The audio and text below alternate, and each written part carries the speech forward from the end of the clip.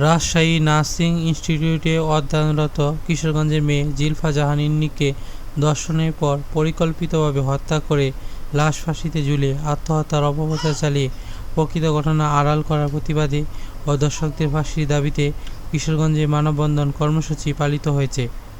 শনিবার 15 মার্চ দুপুর 12টায় শহরের আকরাবাজার ব্রিজ সংলগ্ন চত্বরে ছাত্র জনতার ব্যানারে এ কর্মসূচি পালন করা হয়। জেলা সিপিবি সভাপতি আব্দুর রহমানের সভাপতিত্বে ও অ্যাডভোকেট এম এনামুল হকের পরিচালনায় অনুষ্ঠিত মানববন্ধনে বক্তব্য রাখেন বাংলাদেশ প্রতিদিনের কিশোরগঞ্জ প্রতিনিধি সাইফুদ্দিন আহমেদ লেলিন, কালের নতুন সংবাদ সম্পাদক খায়রুল ইসলাম, বাংলাদেশ বেতারের শিল্পী হোসনে আরা মমতাজ, আবৃত্তিকার রুনা আক্তার, নাট্যশিল্পী হারুন রশিদ, সহকারী অধ্যাপক সামিউল হক মোল্লা, মৎস্যজীবী দলের সাধারণ সম্পাদক শ্যামল মিল্কি। এ সময় বক্তারা 90 দিনের ভিতর খুনিদের বিচারের দাবি জানান।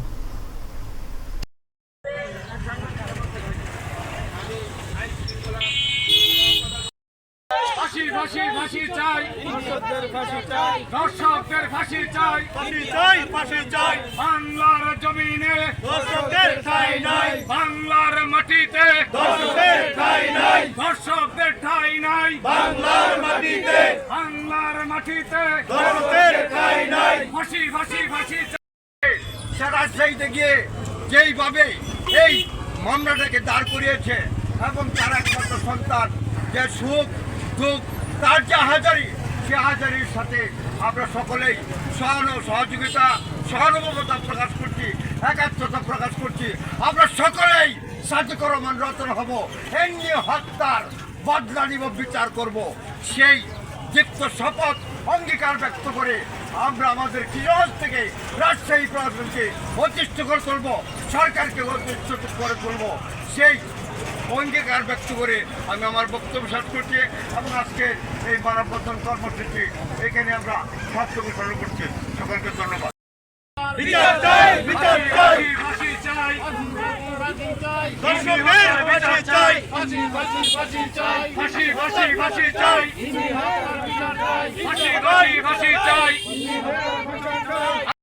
দৃষ্টি যেই নোংরা দৃষ্টি আমাদেরকে বলে যে আপনারা কাপড় ঠিক করেন, আপনারা ওড়না ঠিক করেন, সেক্ষেত্রে আমি বলবো যে আপনার নজর আগে ঠিক করেন। আপনার নজর না ঠিক করে আপনি আমার কাপড়ের কথা কেন বলেন? যেখানে আমরা যে সময়টার মধ্যে বড় হয়েছি, ধর্ষণ এইসব কথা বলতে আজকে আমাদের রোডের মাঝে আজকে আমাদের এসব বলতে লজ্জা লাগে। কারণ আমরা যখন বড় হয়েছি আমরা একটা ফিল্মের গান দেখতেও বাবা মার সামনে লজ্জা পাইতাম।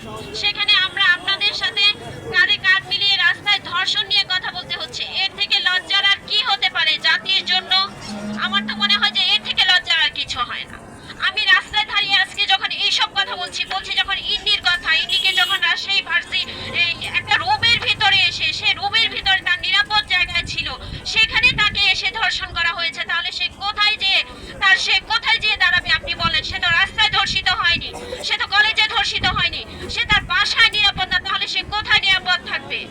আজকে যে 6 বছরের একটা মেয়ে নিয়ে ধর্ষিত হচ্ছে, 4 বছরের একটা মেয়ে দিয়ে ধর্ষিত হচ্ছে, আমার বাসার সামনে 6 বছরের একটা মেয়ে ধর্ষিত হচ্ছে। এসব নিয়ে আজকে আমাদের কথা বলতে হচ্ছে। আমি আমাদের উপদেষ্টাকে বলবো যে আপনারা আসলে কি করতে পারছেন আমরা জানি না, তবে একটা জিনিস, আজকে আমরা মায়ের জাতি, মেয়ের জাতি, বোনের জাতি, আমরা যদি আপনাদের কাছে নিরাপদ না থাকি তাহলে তো পুরো জাতি আপনাদের কাছে কলঙ্কিত। এই জাতির কি লাভ আছে যেখানে আপনি আপনার মাকে রক্ষা করতে পারছেন না, আপনার বোনকে রক্ষা করতে পারছেন না, আপনার মেয়েকে রক্ষা করতে পারছেন না? তবে আমার বারবারই পুরুষের কাছে একটাই অনুরোধ থাকবে যে আপনি যাকে ভালোবাসেন, আপনি যার থেকে আপনি জন্ম হয়েছেন, তাকে আপনি নিরাপদ রাখতে পারছেন না। আজকে একটা মেয়ে যখন ধর্ষিত হয় তখন তার ছবি, তার পোস্টার চতুর্দিকে আমরা যখন ছড়িয়ে দেই, আমরা যখন দেখতেছি যে এই মেয়েটা ধর্ষিত হয়েছে, ইনি তো মরে গিয়েও মরেনি, আমি তো বলবো যে ইনি মরে গিয়েও বেঁচে আছে। এই যে মেয়ে নিরাপত্তা যদি একটা ছেলে না দিতে পারে, একটা সমাজ দিতে না পারে, তাহলে এই সমাজের মূল্যায়ন কোথায় আছে আপনি বলেন? আমি একটা কথাই বলবো, আমার সোনার বাংলায় ধর্ষকের ঠাঁই নাই। জাস্টিস, জাস্টিস, ওই অন জাস্টিস। আপনারা কিছু উপহার দিতে না পারেন, আপনারা দিয়েছেন সারা দেশে ধর্ষণ এবং খুনের মহোৎসব উপহার দিয়েছেন। অবিলম্বে এসব বন্ধ করতে না পারলে আরেকটি কোনো অভ্যুত্থানের জন্য আপনাদেরকে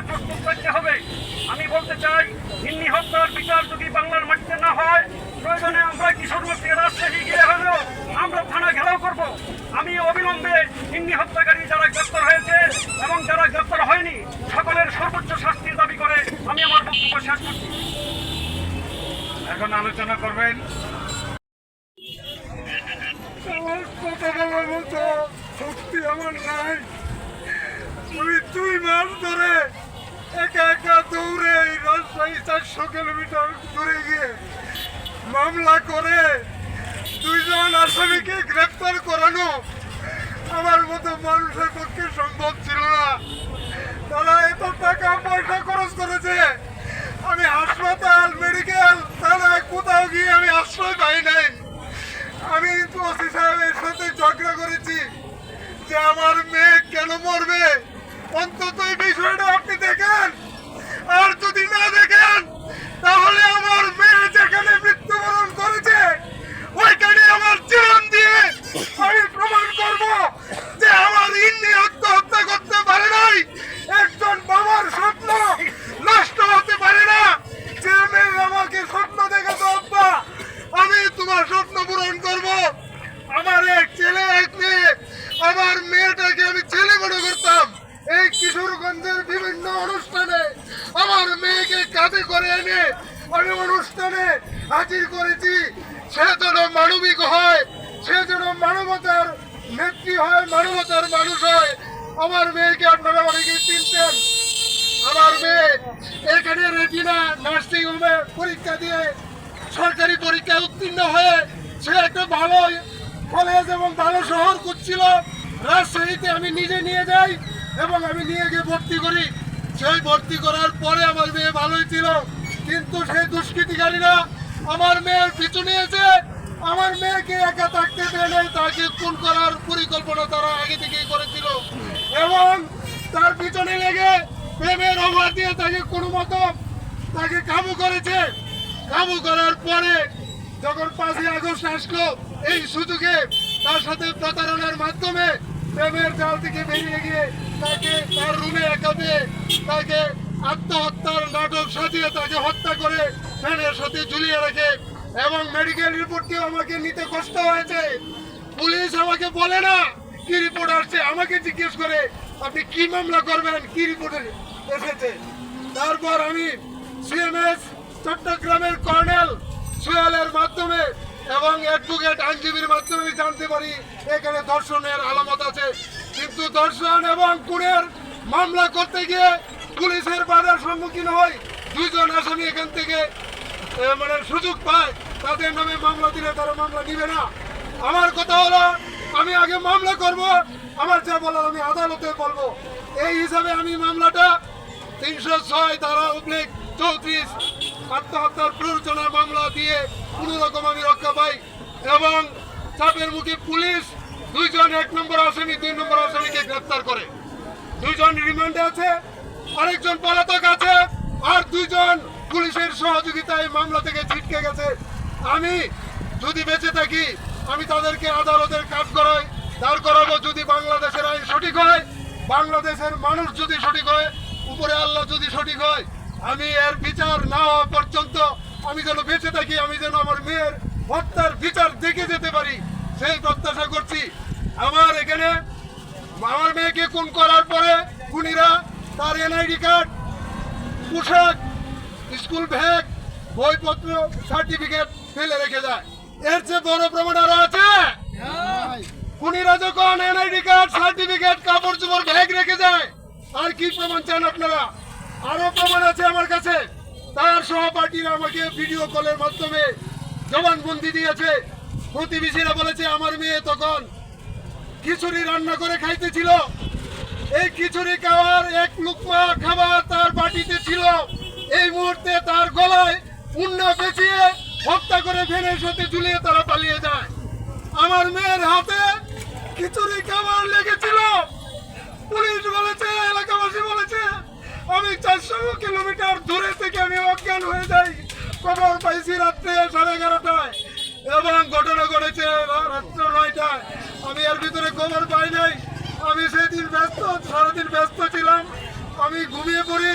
ঘুম থেকে উঠে যখন আমার মেয়ের খবর পাই মৃত্যু হয়েছে, আমি তখন আর সুস্থ থাকতে পারি নাই। আমি 2 দিন হাসপাতালে যাওয়া আসার মধ্যে ছিলাম। 2 মাস পর্যন্ত চুপ ছিলাম। অনেকেই বলেছে আমি নাকি হেরে গেছি, আমি নাকি এই মামলা থেকে সরে গেছি। আসলে আমি আসামিদের ধরার জন্য আমি ফাঁদ পেতেছিলাম, আমি চুপ্পি মেরেছিলাম।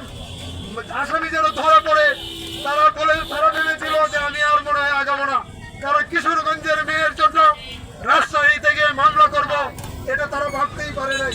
আমি নিজের সাহসে এবং কিছু বন্ধু বান্ধবের সহযোগিতায়, আমাকে অনেকে চাঁদাও দিয়েছে। আমি অর্থনৈতিক ভাবেও আমার মেয়েটাকে দমন করতে গিয়ে আমার 1 লক্ষ টাকা খরচ হয়ে গেছে। আমি যাওয়া আসা করতে গিয়ে আমার 50,000 টাকা খরচ হয়ে গেছে। আমি অর্থনৈতিক ভাবে খুব একটা সচ্ছল নই। আমি এইসব বন্ধু বান্ধব আত্মীয় স্বজনের সহযোগিতায় আমি রাজশাহী শহরে গিয়ে বহরমপুর এলাকায় সব ঘটনা জেনে এবং রাজাপাড়া থানায় আমি মামলা দায়ের করি। মামলা দায়ের করার পরে 2 জন গ্রেপ্তার হয় পরের দিন। এবং এই মামলার যারা আসামি তাদের আত্মীয় স্বজনরা আমাকে হুমকি দিচ্ছে, আমাকে তারা রাজশাহী শহরে কুদছে, কুত্তার মতো কুদছে, আমাকে কোথায় দেখা যায় কোথায় পাবে। আমি তো মামলা করে চলে আসছি, তারপরে পুলিশ অ্যারেস্ট করার পরেও তারা বলে না যে অ্যারেস্ট করেছে। আমি সোর্সের মাধ্যমে খবর নিয়ে জানতে পারি 2 জনকে তারা আটক করেছে। এবং আমি জানার পরে যখন ফোন দিলাম তখন তারা ছেড়ে না দিয়ে চালান করতে বাধ্য হয়েছে। বিভিন্ন সংগ্রামের মধ্য দিয়ে আমার মেয়ের হত্যার আসামিদেরকে শনাক্ত করেছি এবং পুলিশ ভাইয়েরা 2 জন আসামিকে গ্রেফতার করেছে, এই জন্য তাদেরকে অভিনন্দন জানাই। এবং তারা রিমান্ড আবেদন করেছে, আমাকে বলেছে রিমান্ডে গতকালকে থাকার কথা ছিল, আজকে ফোন দিয়েছি, আমি খবর নিতে পারি নাই। আপনারা যদি সহযোগিতা করেন আমার মেয়ের বিচার অবশ্যই পাবো। তারা বিভিন্ন ধরনের কুৎসা রটাচ্ছে, এই কুৎসা রটানোর থেকে আমি আমার মেয়ের বিচার চাই এবং আমি যেন আমার মেয়ের বিচার দেখে যেতে পারি। আমি স্বরাষ্ট্র উপদেষ্টা, প্রধান উপদেষ্টা, দেশের আইন শৃঙ্খলা বাহিনী যারা আছে, আমার মেয়ের মৃত্যুর ঘটনায় আপনারা জানেন এই বাংলাদেশে অর্থ খরচ করলে অনেক কিছুই ধামাচাপা দেওয়া যায়, অর্ধেকে নামিয়ে আনা যায়। এইগুলি থেকে যেন আপনারা সতর্ক থাকবেন, কারো কান কথা শুনবেন। আমার মেয়ের পোস্টমর্টম হয়েছে, আমার যে রিপোর্ট আসছে আরেকটা রিপোর্ট আসবে কয়েকদিনের মধ্যে। তো সব কিছু মিলিয়ে আমি বিচার চাই, আইন শৃঙ্খলা বাহিনী যেন নিরপেক্ষ থেকে আমার মেয়ের হত্যার রহস্য উদ্ঘাটন করে যেন তাদের সর্বোচ্চ শাস্তির ব্যবস্থা করে, এ প্রত্যাশা করছি। আপনারা প্রয়োজনে আমার সাথে থাকবেন এবং প্রয়োজনে আন্দোলন আরো শক্তিশালী হবে। আমার লেনিন ভাই বলেছে প্রয়োজনে রাজশাহী গিয়ে আমরা আন্দোলন করব, অবশ্যই করব। এবং একজন বাবা হিসাবে, অসহায় পিতা হিসাবে আমার মেয়ের জন্য আমার জীবন দিয়ে হলেও আমার মেয়ের বিচার এই বাংলাদেশের আইনে নিশ্চিত করব এবং আইন শৃঙ্খলা বাহিনী বিচার বিভাগ সেই প্রত্যাশা পূরণ করবেন এই আশা ব্যক্ত করে আমি আমার বক্তব্য এখানে শেষ করছি। ধন্যবাদ সবাইকে।